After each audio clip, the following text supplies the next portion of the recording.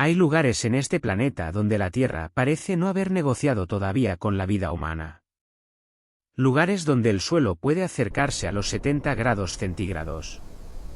Donde el aire es tan tóxico que respirar sin protección sería una sentencia. Donde la oscuridad es absoluta y la presión tan aplastante que ningún ser humano podría sobrevivir sin tecnología diseñada específicamente para ese entorno. Y aún así, algunos lo han intentado. Algunos entraron. Algunos volvieron. Muchos no. La Tierra tiene zonas que parecen hechas no para albergar vida, sino para ponerla a prueba hasta el límite. Regiones donde la temperatura puede cambiar decenas de grados en cuestión de horas. Valles donde el subsuelo lleva ardiendo décadas. Costas donde las olas pueden levantarse como edificios y convertir cualquier error en el último. No son lugares de leyenda. Son reales. Tienen coordenadas. Algunos tienen nombre. Otros, apenas. Lo que estás a punto de ver no es una lista de curiosidades extremas. Es un recorrido por los 7 lugares más hostiles de la Tierra, ordenados por una sola variable: cuántas formas distintas tiene ese lugar de matarte. Algunos de los lugares que vas a conocer figuran en mapas. Otros apenas han sido explorados. Uno de ellos estuvo completamente cerrado al mundo exterior durante décadas.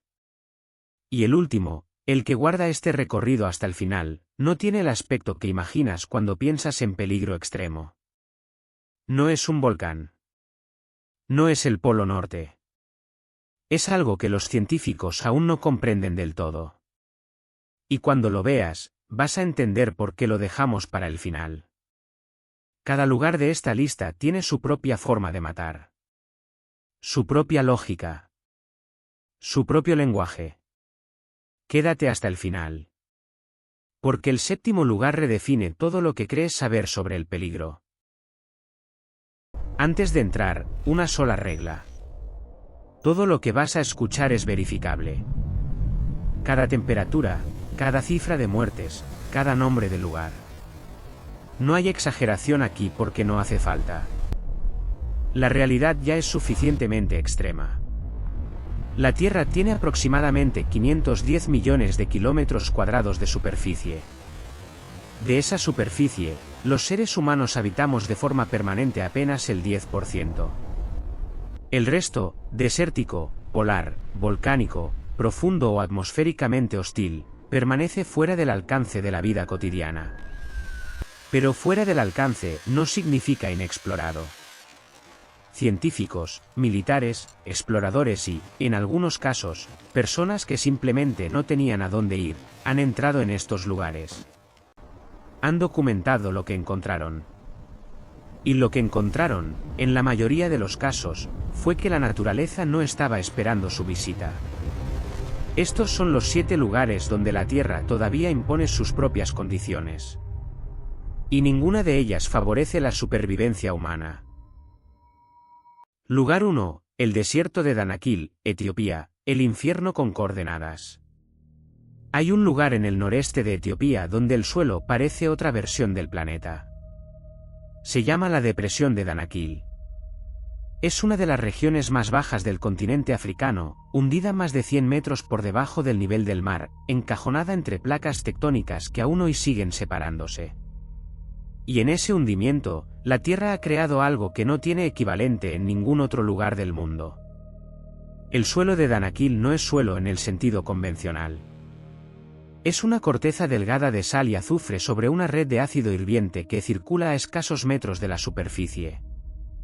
Los lagos que salpican el paisaje no son de agua. Son de ácido sulfúrico y cloruro sódico con temperaturas que superan los 60 grados centígrados. Sus colores, amarillo brillante, verde ácido, naranja intenso, no son producto del plancton ni de las algas. Son el resultado de reacciones químicas activas entre compuestos volcánicos y fluidos hidrotermales. La temperatura media en Danakil supera los 34 grados centígrados durante todo el año. Pero media es una palabra engañosa aquí. Porque en verano, La temperatura del suelo puede alcanzar los 70 grados. El aire contiene concentraciones de dióxido de azufre suficientes para dañar los pulmones con exposición prolongada. Y los géiseres que emergen sin previo aviso del suelo no lanzan agua caliente. Lanzan ácido. Durante décadas, los sefar, el pueblo nómada que habita esta región, han extraído sal del suelo de Danakil. Caminan sobre esa corteza frágil con métodos ancestrales, conocen los patrones de los géiseres, saben qué zonas son transitables y qué zonas pueden hundirse bajo sus pies en cualquier momento. Para ellos, Danakil no es un lugar de muerte. Es un lugar de trabajo. Para cualquier otra persona, la historia es diferente.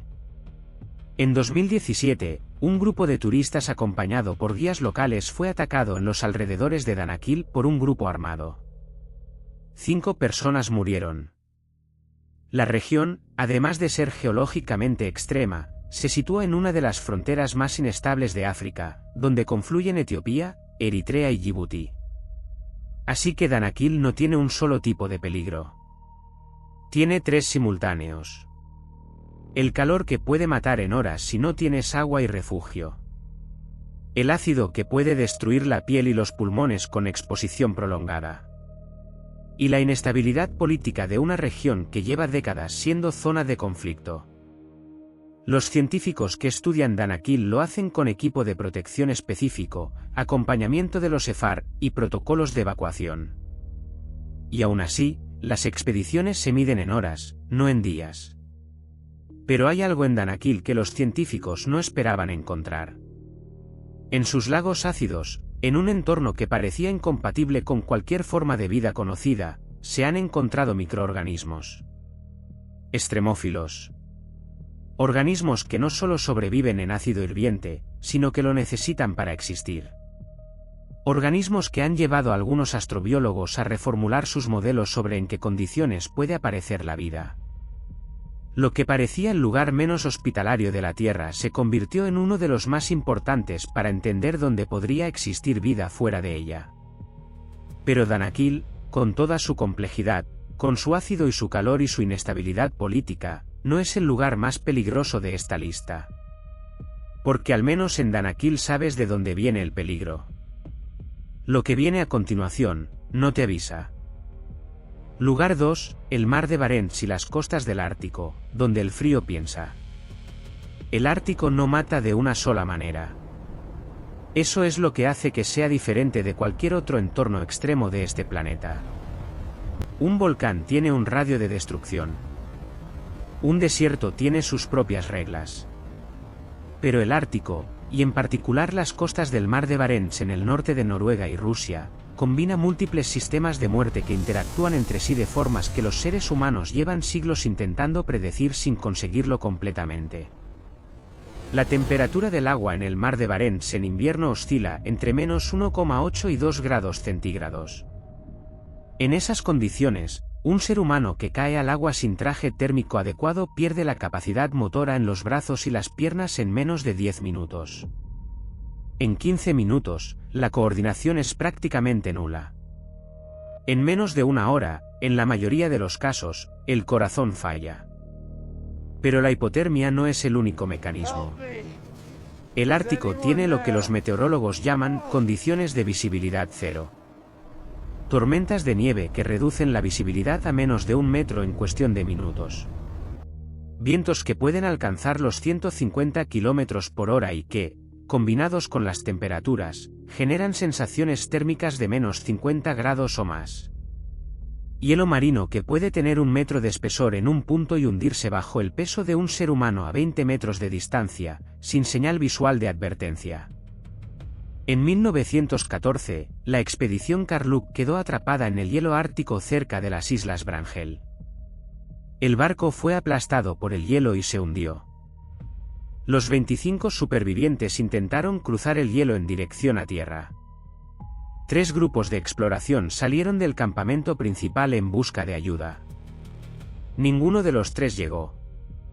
2 de ellos simplemente desaparecieron. Sin restos. Sin rastro. El Ártico los absorbió. 11 personas llegaron finalmente a tierra firme. 14 no sobrevivieron.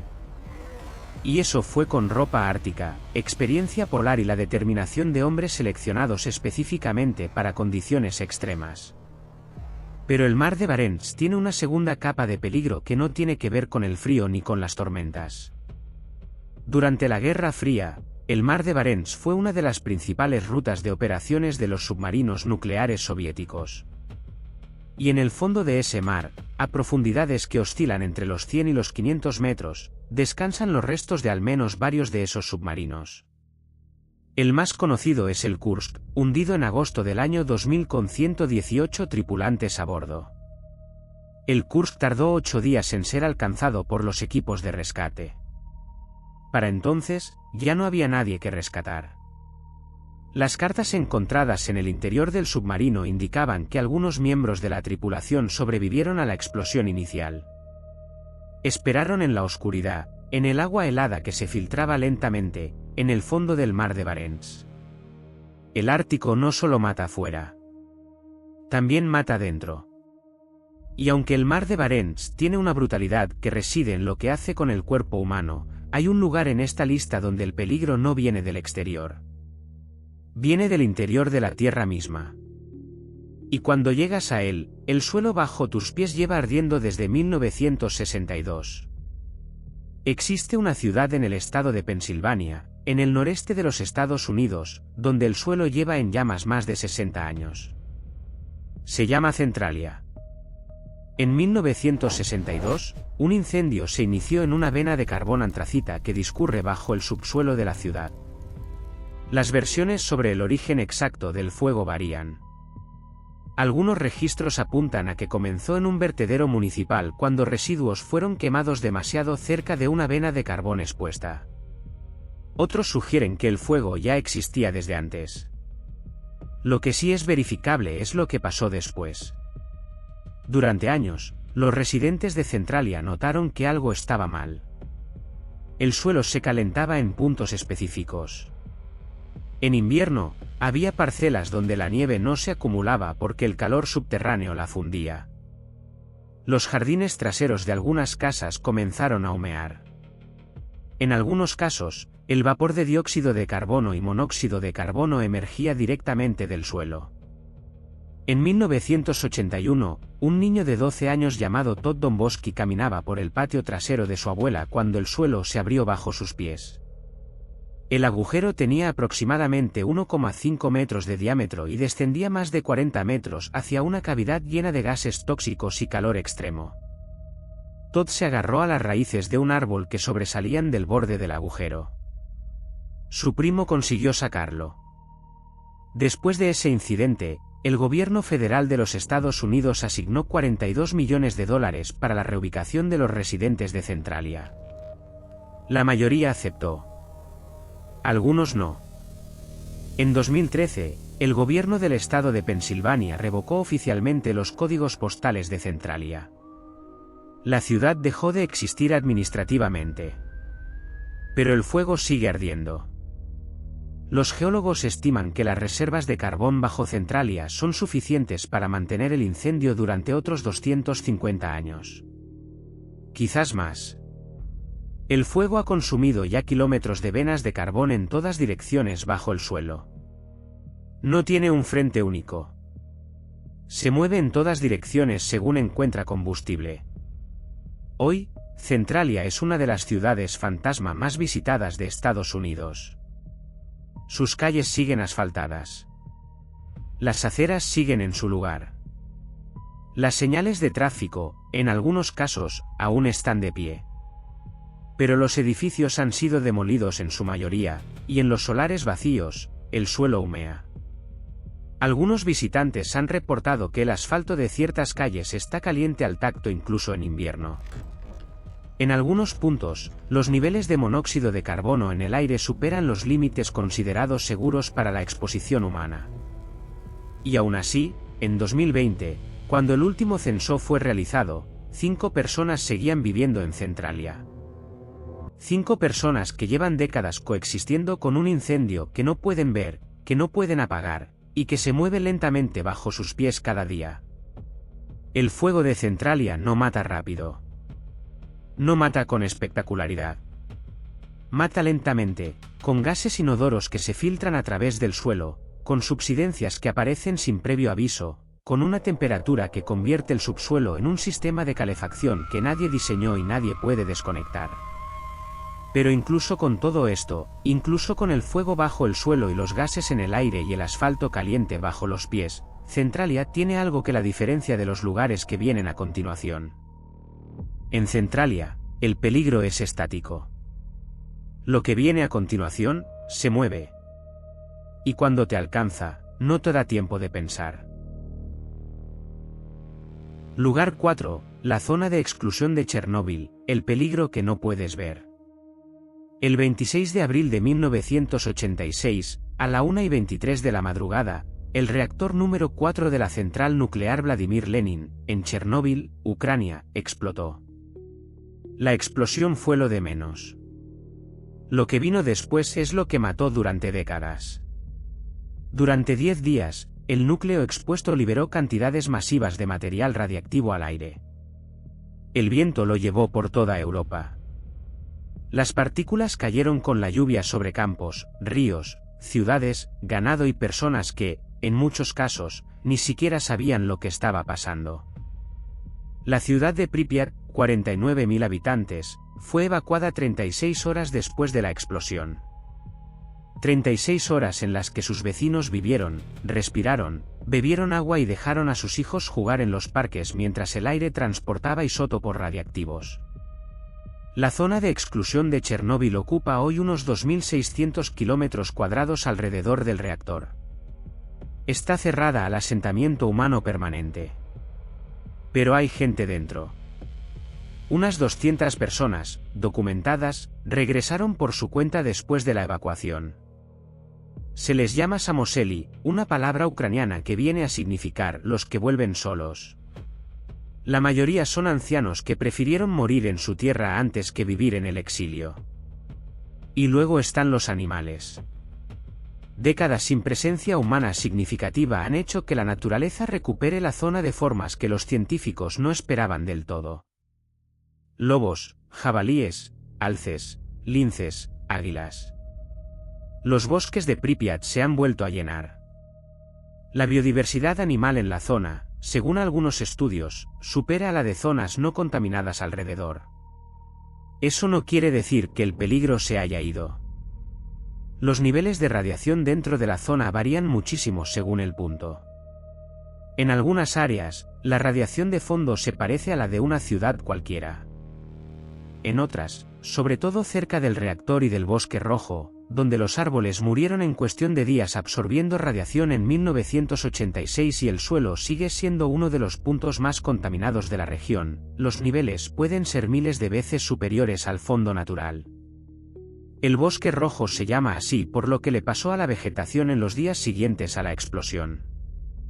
Los pinos absorbieron tal cantidad de radiación que murieron rápido, pero las agujas no se cayeron al instante. Tomaron un color marrón rojizo intenso. El bosque parecía un incendio detenido. Lo buldocearon entero y lo enterraron. La radiación en el suelo sigue ahí. Y aquí es donde Chernóbil revela su capa más perturbadora, la que lo convierte en algo cualitativamente distinto a todo lo anterior. En 2019 se publicó un estudio sobre los niveles de radiación detectados en animales y plantas dentro de la zona. Los resultados eran complejos y en algunos puntos contradecían lo esperado. Pero también encontraron algo claro: en los suelos del bosque rojo y en algunos puntos del reactor, la radiación acumulada sigue siendo lo bastante alta como para producir efectos medibles en el ADN de los organismos que viven allí de forma permanente. La zona de exclusión no es peligrosa como un volcán activo o un desierto extremo. Su peligro no es inmediato. Estás en uno de los puntos más contaminados y no notas absolutamente nada en ese momento. Ni olor, ni temperatura, ni ruido. Nada. El daño trabaja a otra escala temporal. Y eso es lo que hace a Chernóbil distinto de los 4 lugares que hemos visto hasta ahora. En Danakil, el ácido te quema en el momento. En el Ártico, el frío te detiene en el momento. En Centralia, el suelo se abre en el momento. En la zona de exclusión, el daño ocurre a nivel celular, invisible, silencioso, a veces durante años antes de manifestarse. Pero incluso Chernóbil, con todo su legado de destrucción invisible, es un peligro que crearon los seres humanos y que los seres humanos documentaron. El siguiente lugar lleva existiendo millones de años antes de que apareciera nuestra especie en este planeta. Y en todo ese tiempo, no ha cambiado. Lugar 5, el lago Natron, Tanzania, el agua que convierte en piedra. En el norte de Tanzania, cerca de la frontera con Kenia, hay un lago que parece diseñado para desafiar lo que entendemos como posible. Se llama lago Natron. Sus aguas son rojas, casi carmesí en algunas épocas del año. Los bordes son blancos, costras de soda cáustica que rodean la orilla como cicatrices. La temperatura del agua puede pasar de los 60 grados centígrados en algunas zonas. Su pH oscila entre 9 y 10,5. Eso lo coloca en el extremo alcalino, comparable en corrosividad al amoníaco. Cualquier animal que entre en contacto con sus aguas pasa por un proceso de calcificación. El carbonato de sodio, altamente concentrado en el agua, penetra los tejidos y empieza a mineralizar la materia orgánica. El resultado es lo que fotógrafos y científicos que han visitado el lago llevan documentando años: cuerpos de aves, murciélagos y otros animales que cayeron al agua o murieron en contacto con ella, perfectamente preservados en posturas de vida. Estatuas. Nick Brand publicó en 2013 una serie de imágenes con esas figuras calcificadas. Un flamenco con las alas extendidas. Un águila en posición de vuelo. Un murciélago con los ojos abiertos. La reacción del público fue de incredulidad. Parecían montajes. No lo eran. El mecanismo es real. El carbonato de sodio es el mismo compuesto que se usaba para momificar en el antiguo Egipto. Natron. De ahí viene el nombre del lago. Y aún así, el lago Natron alberga vida. Y la alberga gracias a sus condiciones, no a pesar de ellas. Cerca del 75% de la población mundial de flamenco menor, Poeniconias minor, se reproduce exclusivamente aquí. Sus patas están adaptadas para resistir las aguas cáusticas. Comen cianobacterias que proliferan en aguas alcalinas calientes. Y la concentración de sodio cáustico actúa como sistema de defensa. Prácticamente ningún depredador puede entrar al agua para llegar a los nidos. El lago es la razón de que existan. Para cualquier otro animal, y desde luego para los seres humanos, el Natron es un lugar de preservación involuntaria. En sus orillas, el suelo seco está cubierto de costras de soda cáustica de varios centímetros de grosor. Caminar sin protección sobre ellas produce irritación severa en los pies. El vapor que sube de las zonas más calientes del lago lleva partículas alcalinas que irritan los ojos y las vías respiratorias. Y hay un detalle más sobre el Natron que casi nunca se menciona.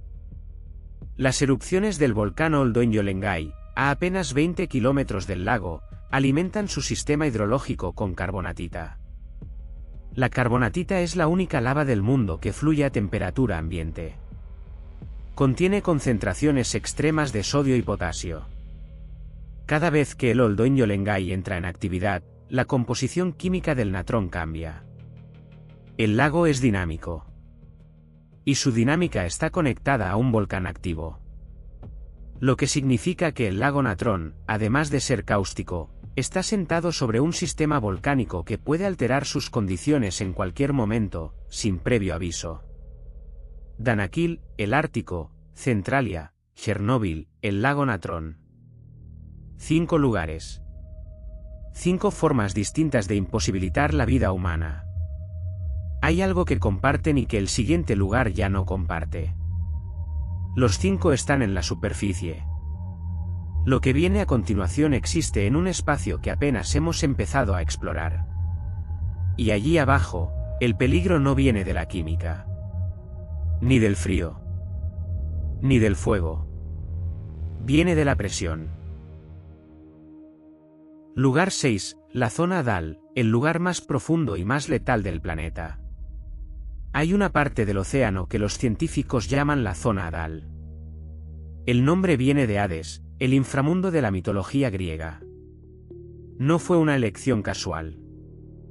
La zona Dal empieza a los 6.000 metros de profundidad y se extiende hasta el punto más profundo conocido, la fosa de las Marianas, donde el fondo está a unos 11.034 metros bajo la superficie del Pacífico. Para hacerse una idea de lo que significa esa presión, a 11.000 metros de profundidad, la presión del agua equivale a unas 1.100 atmósferas. El peso de 50 aviones Jumbo apilados sobre un cuadrado de 1 metro de lado. Sin protección tecnológica específica, un ser humano en la zona Dal sería aplastado en fracciones de segundo. Aplastado. Literalmente. Sin asfixia previa, sin congelación, sin nada parecido a la muerte que solemos imaginar. El cuerpo dejaría de existir como cuerpo. Solo 3 personas en la historia han descendido al punto más profundo de la fosa de las Marianas. El oceanógrafo suizo Jack Piccard y el teniente de la Marina estadounidense Don Walsh, en 1960, a bordo del batiscafo Trieste. Y el director de cine James Cameron, en 2012, en una inmersión en solitario en la que pasó unas 3 horas en el fondo antes de subir. Lo demás, lo que sabemos de la zona Dal, viene de equipos robóticos no tripulados. Y lo que esos equipos han encontrado ha obligado a reescribir partes sustanciales de lo que la ciencia creía saber sobre los límites de la vida. En la zona Dal, donde la oscuridad es absoluta, donde la presión destruiría cualquier organismo no adaptado en milisegundos, donde la temperatura del agua ronda los 2 grados centígrados, hay un ecosistema. Y no marginal. Estructurado. Hay crustáceos anfípodos, una especie de gambas que pueden llegar a los 30 centímetros, en densidades que los científicos no esperaban. Hay peces. El snailfish, o pez caracol, ha sido filmado a más de 8.300 metros de profundidad. Es el vertebrado más profundo jamás documentado en su hábitat natural. Y hay algo más en esos sedimentos. En el fondo de la fosa de las Marianas, los investigadores han encontrado microplásticos. Plástico. En el punto más inaccesible del planeta. En un lugar al que solo 3 seres humanos han llegado en toda la historia. En los sedimentos del fondo de una fosa de 11 kilómetros de profundidad. Los plásticos que llegan a la superficie del océano se degradan despacio en micropartículas que descienden. La corriente las lleva hacia los puntos más bajos del fondo marino. Y los puntos más bajos son las fosas oceánicas. La zona Dal está contaminada con los residuos de la superficie. Los autores que publicaron este hallazgo en 2018 lo describieron como uno de los resultados más perturbadores de la investigación oceánica moderna. No por el daño inmediato del microplástico en sí mismo. Por lo que demuestra, ya no queda en este planeta ningún lugar verdaderamente separado del impacto humano, ni siquiera el fondo de la fosa de las Marianas. Y esa idea conecta con el 7º lugar de la lista. Porque el 7º lugar no se parece a los anteriores. No está en un desierto, ni bajo el agua, ni sobre un volcán. De hecho, no se puede señalar en un mapa. El 7º está en todas partes. Y su peligro tiene un origen distinto al de la naturaleza. Lugar 7, el clímax, la atmósfera superior y la zona que nadie ve. Llevamos 6 lugares buscando el más peligroso de la Tierra. Hemos asumido, porque es lo que se asume cuando uno piensa en peligro extremo, que ese lugar tiene coordenadas. Que se puede señalar en un mapa. Que tiene bordes. El 7º lugar no funciona así. Se llama la troposfera y la estratosfera bajas, y existe a una altura de entre 8 y 50 kilómetros sobre la superficie de la Tierra. El espacio justo por encima de los aviones comerciales, justo por debajo del espacio exterior. La zona que los ingenieros aeronáuticos llaman, con notable sencillez, el borde. A esas altitudes, la presión atmosférica es tan baja que la sangre humana empezaría a hervir sin un traje de presión. La temperatura puede caer a menos 60 grados centígrados.